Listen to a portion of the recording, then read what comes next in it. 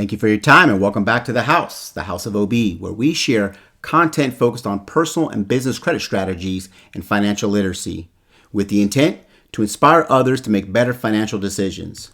Now, part one covered why the credit card game should be a part of your credit journey and how it can and should support the management of your credit profile. This video is going to cover some of the travel and cashback rewards. Now, before we go any further, it's important to address the rules of the three major credit card issuers and their impact on the rewards game.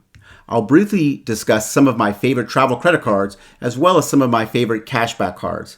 And lastly, I'll show you how I plan and map out my strategy, which helps keep me focused and on task. Now, in the credit card game of rewards, it's important to understand the rules of the major credit card issuers. Now, I'm talking about Chase, American Express, and Citibank. But the discussion really needs to start with Chase and their infamous 524 rule. Now, for those of you who do not know what the 524 rule is, I'm going to go ahead and briefly explain it.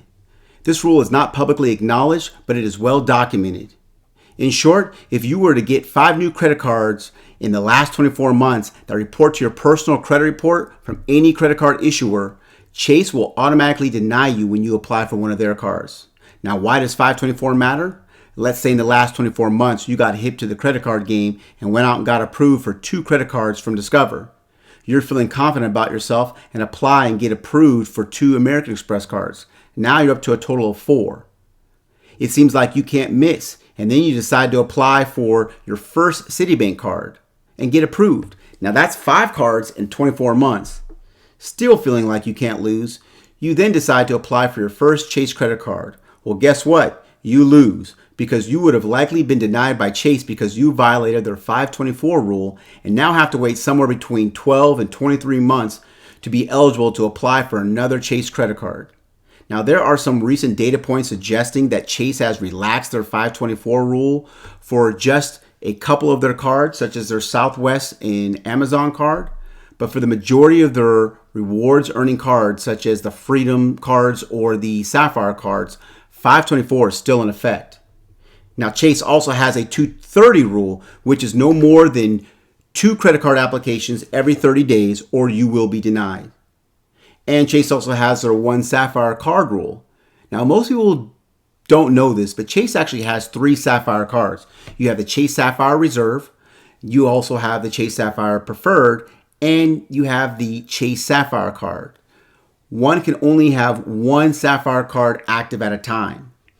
And there is the 48-month Sapphire rule, which means you can only receive 1 Sapphire introductory bonus every 4 years. Now, American Express has their own rules. However, they seem to be a little bit more relaxed than Chase's rules. American Express has the 1 in 5 rule, which is no more than 1 credit card approval every 5 days. Now, be advised, this does not apply to their charge cards, such as the green card, the gold card, the platinum card, the plum card, the Centurion card, also known as the black card. Not Chase, but Amex also has a 290 rule, which is no more than 2 credit card approvals in 90 days. Again, that does not apply to American Express charge cards. Also, American Express has a limit on how many credit cards a person can have. It ranges somewhere between 4 and 5 cards, depending on the person. Again, we're talking credit cards, not charge cards. Also, American Express has a once-in-a-lifetime bonus on their cards. For example, the Platinum card. Now, data points suggest that it's really not once in a lifetime. So, for instance, let's say you had the Platinum card, decided to cancel it, and 12 years later, you decide to reapply. There's data points out there that suggest that you could still be eligible to get the sign-up bonus years later. However, that is not a guarantee.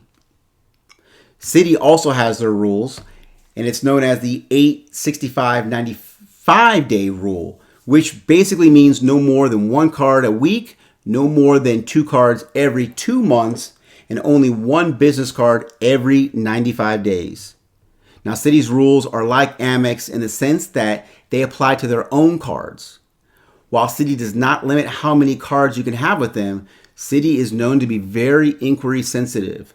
So that should be a factor into your 2 to 3 year credit card game strategy.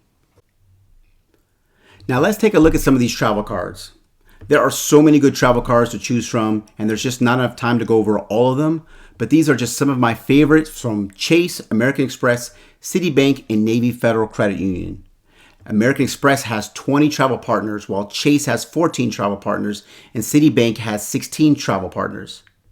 The Chase Freedom Cards have no annual fees, and the rewards earned from those cards can be either cash back or in the form of Chase Ultimate Reward Points.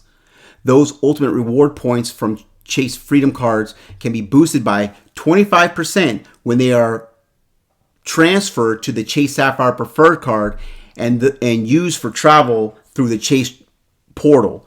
The Chase Sapphire Reserve Card offers a similar boost in points, except that it's 50% instead of 25%. Either one of those Sapphire cards mentioned, when paired with 2 other Chase Ultimate Rewards point earning cards in a 3-card setup, is known as a Chase Trifecta. Chase also has some excellent hotel cards with Hyatt and Marriott. Most people do not know that either the Chase Marriott Bonvoy cards, after having them for 12 months, can be product changed into the Ritz-Carlton card. Now, the Ritz card may not be for all, but it's an option worth knowing about. Now, the American Express Green Card, to me, is an underrated gem. Why? Because it earns 3x on travel, 3x on dining, and 3x on transit. Now, its travel category is unique because it allows you to actually book with third-party travel sites such as Expedia and Orbitz and still get 3x on travel. Even the American Express Platinum Card does not allow that. American Express also has some really good hotel cards. Specifically, the Hilton Aspire card is arguably one of the best hotel cards because of its perks. The Aspire card comes with Diamond status, which is the highest status at Hilton properties. This card earns on 5 different categories, such as restaurants, car rentals, flights, and at use at Hilton hotels. At the top left, there's the American Express Gold Card, which earns 4x on groceries, 4x on dining, and don't forget, it also earns 3x on travel. And you have the illustrious American Express Platinum Card, which earns 5x on flights and hotels and comes with a ton of credits and perks, such as access to American Express Centurion Lounge at major airports. Citi also has its own 3-card setup with 2 no annual fee cards, paired with the Citi Premier Card. The Citi Premier Card is unique as it's a MasterCard with relatively high sign-up bonus. It's the only major travel card that one can pay a mortgage with and easily earn the sign-up bonus. For further details on the cards that I've covered and the ones I did not, feel free to pause the screen and take a screenshot or visit the House of OB on Instagram and get to a copy of this travel card breakdown. Now, what are some of your favorite travel cards? Let me know down in the section comment below. Now, the cashback rewards game is much simpler. Straight cash back anywhere from 1.5% to 5%. The Citi Double Cash card has no annual fee, no sign-up bonus, but up to 2% cash back unlimited. 1% cash back when you use the card, and 1% cash back when you pay off your card on time. Cash comes in the form of a statement credit, which you can cash in. Now, the Citi Custom Cash also has a no annual fee and up to 5% cash back on your top eligible spend category. Many do not know that the Chase Freedom card is still available through product change. Now, why do I like this card?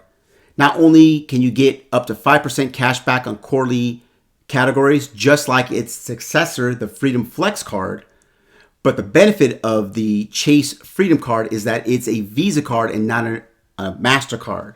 Now, why does that matter? Because you can use the Chase Freedom card at places such as Costco that only accept Visa to include on discounted gas. The Apple card is a good option for those who like Apple products. You can get up to 3% cash back on Apple products and 2% cash back on all others when you use the card via Apple Pay. The Blue Cash Preferred by American Express offers 6% cash back on groceries and select streaming services, as well as 3% back on gas in transit. Unfortunately, cannot use American Express at Costco. Now, here's one of my favorites, the Pentagon Federal Credit Union card. It's the Power Cash Reward card. And this card is very interesting. While the card offers up to 2% cash back after 3 months of having the card allows you to liquidate the credit limit for cash with no ATM fee. Now, there's not too many cards out there that offer that feature. In the comment section below, please share with me what is your favorite cashback card and why. And we haven't even touched upon the benefits of business credit and how it can extend your options by a year or two in this credit card game. And did I mention all of this can be done by not going into debt and by just simply paying your monthly and personal and business expenses? How to plan out a strategy? I'll show you how I do it. But remember, it's a way, not the way. So go with whatever works for you. Anyone can easily draft out this model with paper and pencil. At the top, I list my strategy, which is my overall plan on how I'm going to achieve my goal. On the left side, I list 3 to 4 lines of effort. Think of lines of effort as a supporting plan laid out on a timeline with marks for every other month. Each line of effort has a task and a purpose which supports the achievement of the goal listed in the strategy statement above. Here's a quick draft of a strategy written out. Now, here's a complete draft of my strategy this past year. Feel free to go ahead and pause the screen and take a screenshot. Let me know in the comment section below, what are your thoughts on how I lay out my strategy? Your feedback is greatly appreciated. So in closing, if you understand the rules, know what cards work best for you, and you have a strategy to complete your goals, you will win and win big. Now that's game. I hope you've enjoyed part 2 of this subject. If so, I would greatly appreciate your support by liking and subscribing to this channel. Thank you again for your time in visiting the House of OB. Don't forget to check us out on Instagram, where you'll find some good credit and financial literacy takeaways. Thank you again for your support. Until next time.